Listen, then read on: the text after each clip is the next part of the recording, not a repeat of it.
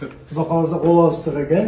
Жаңағы Исманто компанияның 100% долясын $520,000 маға сатты, мен сатып алдым. Разысыз ба екен? Мен айнымаймын екен. Хорошо, мен де айнымаймын. Айнымайсыз ба?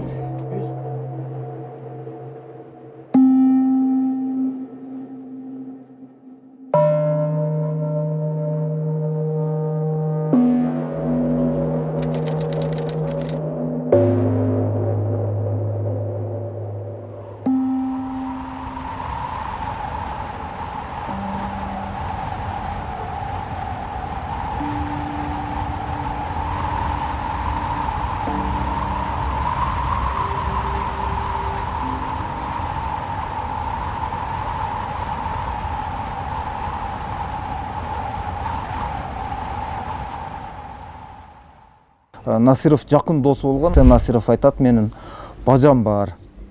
Бажам именно ушундай иштер менен заниматься этип жүргөн, техникалары бар, еще наличка акчасы дагы бар деп турган, ошо бажасы менен тааныштырат. Кийин лицензия алып бүтүп, жолду баштайбыз деп атканда эле анан Насиров Алтынбек бул мага дагы өнөктөш кыласыңар. Мен Кытайда 20-дан ашык хоом бар, ошо акча төгүп койгом. Жакында келет, бул жерге хоолорду мен кошомун деп неме кылганда ага да макул деп туруп анда кошуп алган да.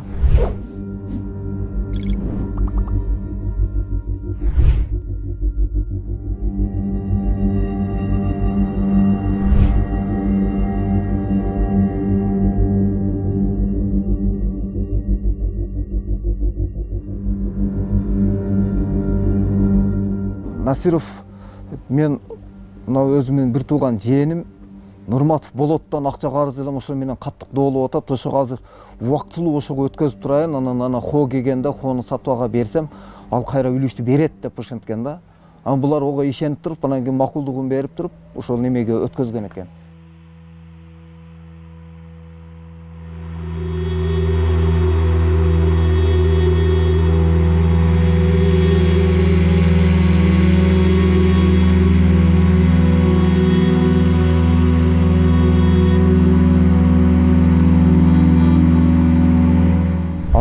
Экскаватордун насосын талкалашкан, дөңгөлөктөрүн атып жарышкан, моторуна туз салышкан, ошондой кылып жараксыз акыбалга алып келип неме кылып келерген. Бул боюнча эми 4 жылдан бери териштирүү болуп, кылмыш иши ачылды, бирок бул боюнча деле жыйынтык жок да.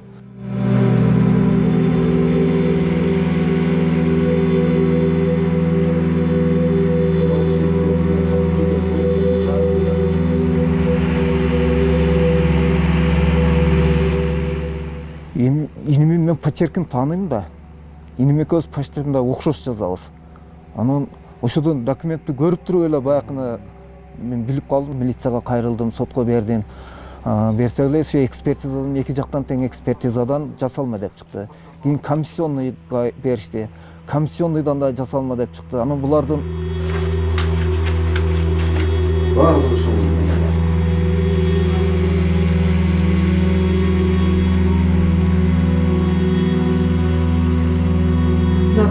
келген каттардын жооптору бар.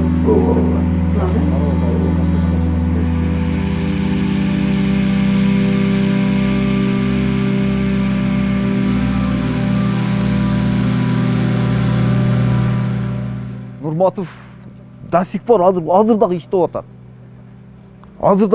Ошон көмүркенди кайнесине каттатып алып, өзү доверенность салып алып соттошуп жүргөн маалда майор эле.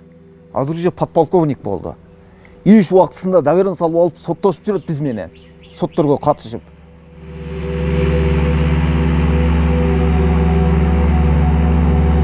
Менин иним каза болгондон кийин эле ошо Насиров деген чек бул жака мен сага көрсөтөм деп ушундай жаман сөздөрдү айтып коркута баштады да, угрожать эте баштады. Анан мен бул боюнча милицияга кайрылдым эле. Милиция буга эч кандай чара көрбөдү. Качан гана булар менин артыма машина менен кууп барып, мен уруп, чөнтөгүмдөгү акчаны, телефонумду алып кеткенден кийин гана кылмыш ишин козгошту. Даже ошол күнү дагы мен келсем, булар менин үйүмдүн айланкасында жүрүшкөн экен да. Мен үйгө келсем, бир балдар айтышты, ушундай жат бирөөлөр келип, мына жерде үйүңүздүн тешиктеринен шыкалап, эшиктерин тапкылап кетишти деди. Мен ошондо барып эле милицияга бардым да, булар менин үйүмө келиптир дедим.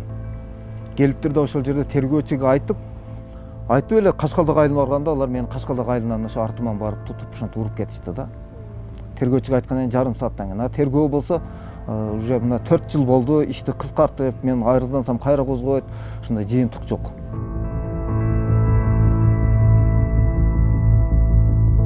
Жусупбек Коргонбай уулу экөөбүздүн мамилебиз жакшы эле.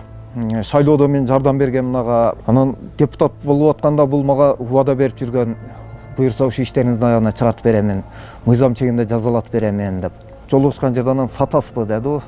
Мен сатсам сатып берем, ушу соттошуп тажадым десем, анан $100,000 берейин деген, анан макул, бирок мен шериктерим менен сүйлөшөйүн деп ошенттим. Бул мага сиздики жетимдердин акысы экен, мен сиздикин эң кымбатка алып атамын, башкалардыкын 60-70 миңге аламын деп келген да, мен ага ишенгенмин да. Жусуп ошенткен, муну эми өзү дагы тана албаса керек. Бул жетим балдардын акысы болгон үчүн мен 100 миң предлагать этип атам. Бул ал жерде иштер көп экен. Ошенткен мен макул болуп ушу 100 миңге сатып бергенмин да. Бул десине ушундай кымбат алып атат окшойт деп. Мен мурда неме кылган эмесмин, эми канча болсо ам ушу берекесин берсин деп ошентип алганмын да.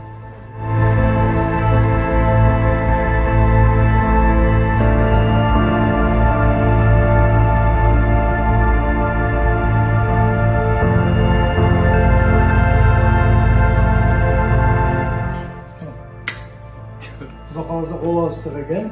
Жанагы Ысмантоо компаниянын 100% долясын $520,000 мага сатты, мен сатып алдым. Ыраазысызбы экен? Мен айнымайм экен. Кадыш мен да айнымайм. Айнымайсызбы? $520,000 ыраазы болуп саттыңызбы? 100% кетет. Чыкпайт. Мен телефонум. Болду. Ыраазысыз да? Башка бирөөдөн урсакчы. Башка бирөөдөн көрбөйт. Бул өзүмө бул видео. Нурматовдун эми жасалма документ менен жүргөнүн билип туруп, ошону сатып алган. Нурматовду 100% жасалма экен, соттон аны уткузуп, кайненеси муну өткөргөн баягы нотариус соттолуп кеткенде карабай туттан ошону сатып алган да. Ошо мына неменин иниси айтыптыр, Жусуптун иниси. Жок, агасы айтыптыр. Биз муну жакында каматабыз дептир. Жакын эмнени каматабыз билбейм мен.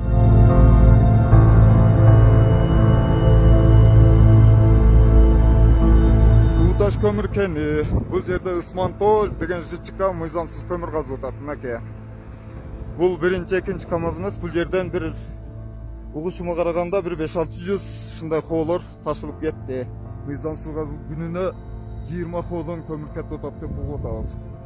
Барбагыл, о көмүр кен жетим баланын алтыда жетим баланын ырыскысы. Барбагыл о жерге. Өчүрбөймүн эми. Атсам булар ошол 2019-жылдан бери Ысмантоогул өзгөртүп туруп болгону 4.000 сом гана налог төгүшүптүр. Болгону 4.000 сом, ошол 20, 21, 22, 23 4.000 сом төгүптүр. Ал жерден азыр миллиард сомдук көмүр казып кетишти да. Балдар балакчасы. Ал жерде Жалал Абад шаардык финансы башкармалыгы менен Жалал Абад областы. Кийин алардан кийин барып туруп булар өтө күчтүү техникаларды алып барып, булар как положено барып орношуп, эми булар артында Шайыр Ташиев бар экен деп угуп атабыз биз булардын. Анан ошол жерде Шайыр Ташиевдин достору болобуз деп 5-6 адам жүрөт. Жусуптун тааныштары болобуз дешип, барсак киргизишпейт, бүт спортсмен балдарды алып койгон, бизди ал жерге пут бастырбайт. Как положено орношуп алышкан, анан без документ, без ничего.